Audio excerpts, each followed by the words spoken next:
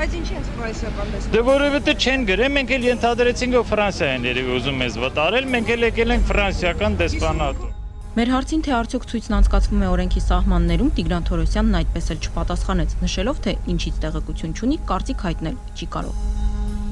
Հայաստանում ոտնահարվում են մարդու իրավունքները, բնակիչները ապաստան են խնդրում Մեծ Բրիտանիայից եւ Միացյալ Նահանգներից, որոնց դեսպանատները ակցիայի մասնակիցները դիմումներ են ներկայացրել։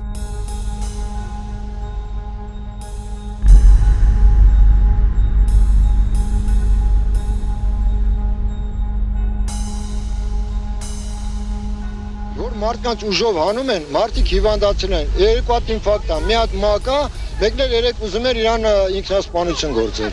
Հերթական բողոքի ակցիայի ժամանակ մասնակիցներից մեկին քնազգացողությունը վատացավ, որին տեղում փորձում էին բժշկական օգնություն ցուցաբերել շտաբ օգնությունից ժամանած բժիշկները։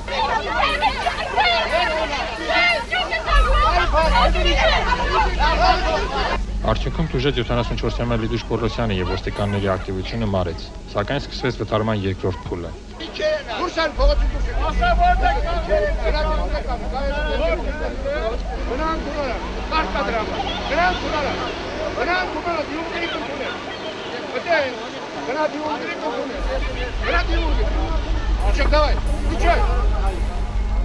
Անչափահաս երեխաների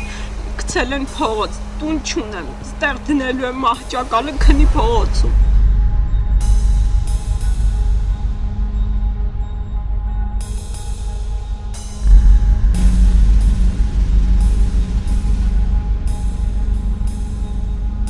Մնացել փողոցում ոչ մի ներողություն չկա։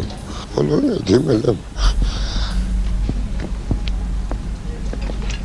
Իմ կարծիքով պետք է լինի վերջ-վերջո այս երկրում մարդիկ պետք է լինեն, որ կանգնեն, ասեն, գիտես ինչ, պետություն, կառավարություն, դու այս պահին դու սխալ ես, ես չեմ համաձայնվում, պատրաստ եմ անտուն մնալու, պատրաստ եմ, ես գիտեմ, որ մի օր կհաղթեմ, սենց երկար չի ձգվի։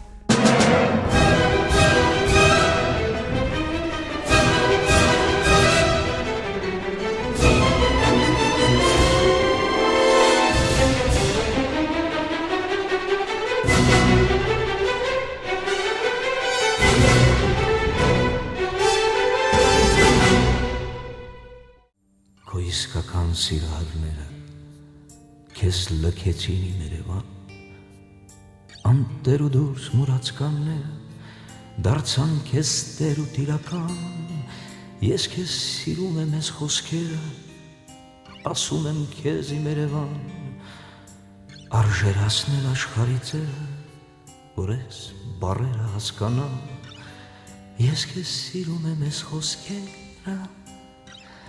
ասում եմ քեզ իմ Երևան, արժեր հասնել աշխարհի ձերը, որ ես բառերը